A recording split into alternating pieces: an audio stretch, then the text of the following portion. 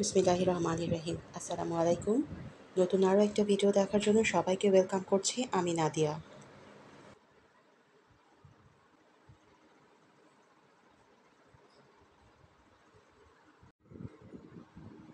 আমার প্রিয় বোনেরা সবাই নিশ্চয়ই খুবই ভালো আছেন। আলহামদুলিল্লাহ আমিও ভালো আছি।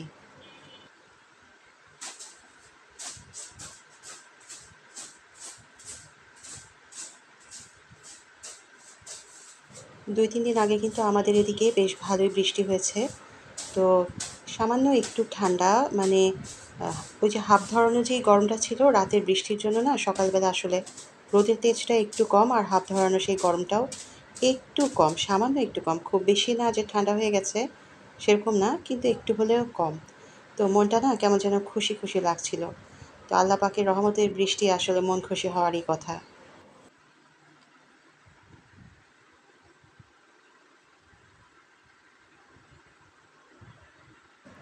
খুশি খুশি মনটা নিয়ে আসলে আজকে দিনের শুরুটা করলাম। তো হাতে যে কাজকর্মগুলো ছিল সেগুলো এখন একটু একটু করে শেষ করে নিচ্ছি। আর সাথে সাথে আমার গাছপালাগুলোকে একটু যত্ন আত্তি চলছে। আসলে ওরাও তো আমার বলতে গেলে একরকম বাচ্চা কাচ্চাই।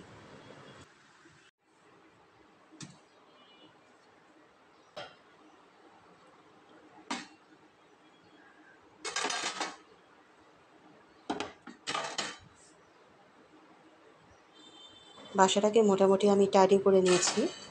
তো সকালবেলাতে আসলে এত গুছগাছের দরকার পড়ে না, কারণ আমি রাতে শোবার আগে ঘরটাকে মোটামুটি ভালোভাবে গুছগাছ করেই ঘুমাই। তারপরে সকালবেলা অভ্যাসবশত যতটুকু করা দরকার ততটুকুই করি। তো যাই হোক, ঘরটাকে টাইডি করে নিয়ে এবার আমি আমার সেই চিরপরিচিত কিচেনে চলে আসলাম, আমার সেই ভালোবাসার জায়গা। আসলে আমার এখন মনে হয় কি, কিচেনে থাকতে থাকতে যে বেশিরভাগ সময় তো আমি কিচেনেই থাকি, কেন জানি কিচেনের উপর একটা ভালো লাগা ভালোবাসা তৈরি হয়ে গেছে। আমার মনে হয় সব মেয়েদেরই এরকমই হয়।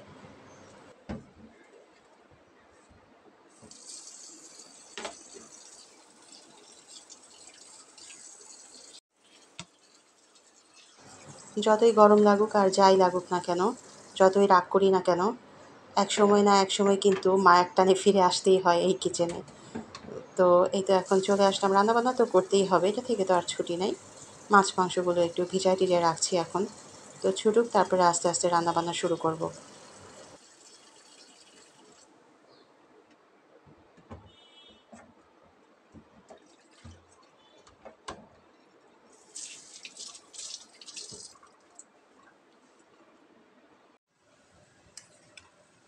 এদিকে কিন্তু আমি শাক ডাল ভাত চুলায় বসিয়েও দিয়েছি। তো সকাল সকাল ডাল ভাত আর সবজিটা যদি হয়ে যায় তাহলে একটা টেনশন কমে যায়।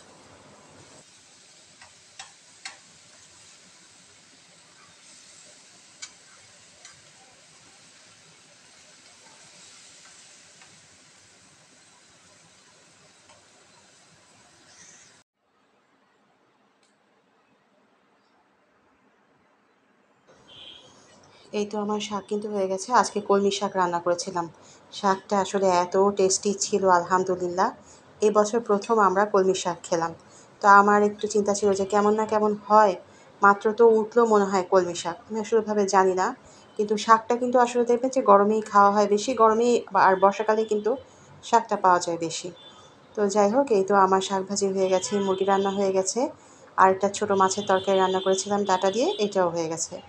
যতটা সম্ভব গরমের মধ্যে ছিমছাম রান্না করার চেষ্টা করি। তো এই তো আমাদের খাবার টেবিল এখন রেডি। তো আমি টেবিলটা রেডি করে দিয়ে হাতের আর কিছু ছোটোখাটো কাজকর্ম ছিল, তো সেগুলো শেষ করে দিয়ে আমি শাওয়ার নিতে চলে যাব। তারপর নামাজ পড়ে এসে একসাথে বসে খাবারটা খেয়ে নেব। আমি অবশ্য বলছিলাম কাজী সাহেবকে যে তুমি বসে খেয়ে নাও। তো সে বলছিল যে না, তোমরা আসো তারপরে খাই। ও অবশ্য দিনটা ছিল ছুটির দিন, এই জন্যই উনি বাসায় ছিলেন।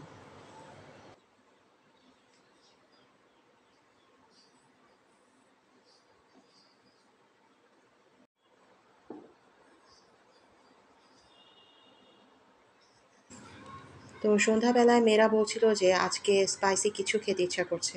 তো আমি ভাবলাম যে গরমের মধ্যে ওদেরকে স্পাইসি কী দিব, আচ্ছা ঠিক আছে, একটু চিকেন স্যান্ডউইচ করে দিই, একটু মশলাদার করে আমাদের দেশের স্টাইলে। তো এই জন্য আমি এখানে নিয়ে নিয়েছি মুরগির বুকের হাড় ছাড়ানো মাংস ছোটো পিস করা। আর এখন নিয়ে নিলাম আদা রসুনের অল্প পেস্ট, কিছুটা চিলি ফ্লেক্স, আর অল্প একটু গরম মশলার গুঁড়া, আর নিয়ে নিচ্ছি কিছুটা গোলমরিচের গুঁড়া। তো আজকে আমার কাছে দই ছিল না, আমি সবসময় দই দিয়ে ম্যারিনেশন করি। আজকে নেই বলে দিলাম না। আর এখন দিয়ে দিলাম একটু শুকনো মরিচের গুঁড়া।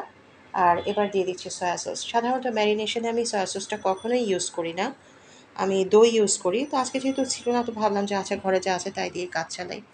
তো এর আগে দিয়ে দিলাম কিছুটা টমেটো সস, আর এখন দিয়ে দিচ্ছি, যেটা না হলেই না, অল্প সরিষার তেল। ম্যারিনেশনে সরিষার তেলটা দিলে কি হয়, মশলাটা মাছ বা মাংসের গায়ে ধরে রাখে। তো মশলাটা ভিতরে ঢুকতে বা ম্যারিনেশন হতে সময় কম লাগে, আর খেতেও ভালো হয়, ম্যারিনেশনটা ভালোভাবে হয়।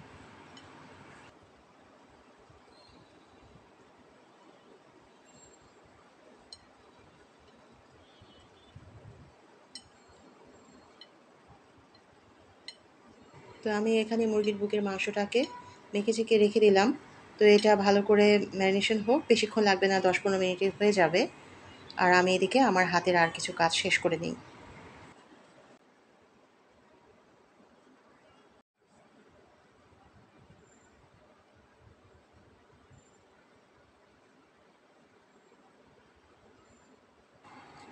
যেহেতু স্যান্ডউইচ পাউরুটি তো লাগবেই, তো খুঁজে পেতে দেখলাম যে ঘরে অল্প কয়েকটা স্লাইসই আছে পাউরুটির। তো ভাবলাম যে আচ্ছা ঠিক আছে, যা আছে তাই দিয়ে হয়ে যাবে। যতটুকু সম্ভব বাচ্চাদের পেটটা ভরলেই হয়। আর যেহেতু আমার মেয়েদের পরীক্ষা, তো ওদের খাবারটার দিকে আমাকে একটু বেশি খেয়াল করতে হচ্ছে, যে একটু ভারী খাবার যেন দিতে পারি, অনেকটা সময় যেন পড়তে পারে। আর স্যান্ডউইচ অবশ্যই বাচ্চারা পছন্দ করে, বড়রাও পছন্দ করে। তো স্যান্ডউইচ হলে কি হয়, বাচ্চাদের মুডটা একটু ভালো হয়ে যায়। তো এখন আমি পাউরুটির চারধার কেটে নিচ্ছি। আর এটা তো সবাই জানেন যে পাউরুটির চারপাশটা কেটে আমরা এখন আর ফেলি না, এটা আমরা রেখে দিই। কারণ বেশিরভাগ মানুষই আমরা এখন বাড়িতেই ব্রেড ক্রাম্ব তৈরি করি। তো এখন রেখে দেবো, পরে সময় সুযোগ মতন হলে এগুলাকে আমি ব্লেন্ড করে নিব।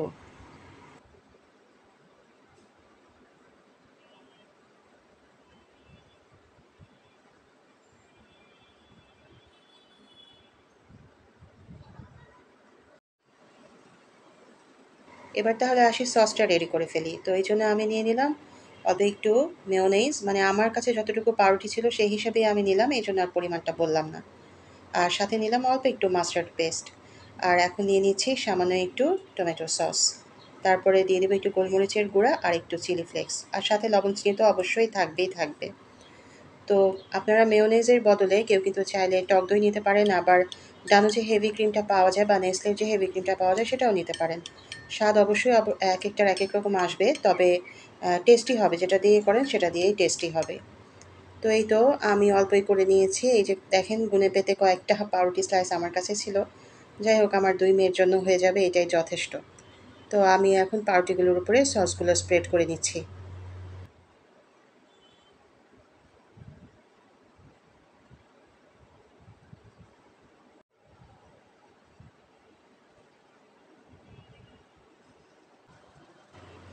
এদিকে আমি ফ্রাই প্যানটাকে কিন্তু খুব ভালো করে গরম করে নিয়েছি, মানে খুবই ভালো করে গরম করে নিয়েছি, যাতে একটা তান্দুরি ফ্লেভার আসে। ও দেখেন কেমন ধোঁয়া বের হচ্ছে। আর এখন দিয়ে দিলাম অল্প একটু সরিষার তেল, একদমই সামান্য, কারণ চিকেনে কিন্তু আর একটু সরিষার তেল ছিল। তো এই যে এখন আমি মুরগিটাকেও তার উপরে দিয়ে দিলাম। তো আমি চাচ্ছিলাম একটু তান্দুরি ফ্লেভার আসুক, তো এই জন্য একদম কড়াইটাকে খুব ভালো করে গরম করে নিয়েছি। আপনারা কেউ যদি চান তাহলে এখানে কিন্তু কয়লার ফ্লেভার দিতে পারেন, আমার কাছে ছিল না বলেই কিন্তু আমাকে এই বুদ্ধিটা করতে হয়েছে। তো এই তো 5 থেকে 6 মিনিট ভাজলেই কিন্তু সুন্দর করে চিকেনটা ভাজা হয়ে যাবে। আর আমি সাথে একটু ডিমও নিয়ে নিয়েছি, সঙ্গে একটু লেটুস পাতাও আছে। যা যা আমার ঘরে ছিল তাই তাই দিয়ে কিন্তু আজকে করে নিচ্ছি। ডিমটা না দিলেই ভালো হতো আমার মতে, তবে যেহেতু আমার মেয়েরা আজকে কয়েকদিন থেকে ডিম একদম বলতে গেলে মানে ডিম তারা পরিত্যাগ করেছে। আর যেহেতু পরীক্ষা, আমার কথা হলো যেভাবেই হোক ডিম আর দুধ আমি ওদের খাওয়াবোই খাওয়াবো। তো আমি কি করলাম, এই তান্দুরির ভিতরেই একটু ডিম দিয়ে দিলাম। খেতে খারাপ হয় নাই, বাচ্চাদের পেটে গেছে, এটাই আমার সবচেয়ে বড় কথা। তো এই তো এখন স্যান্ডউইচগুলো আমি অ্যাসেম্বল করে নিচ্ছি, দেখতেও সুন্দর হয়েছিল, খেতেও ভালো হয়েছিল।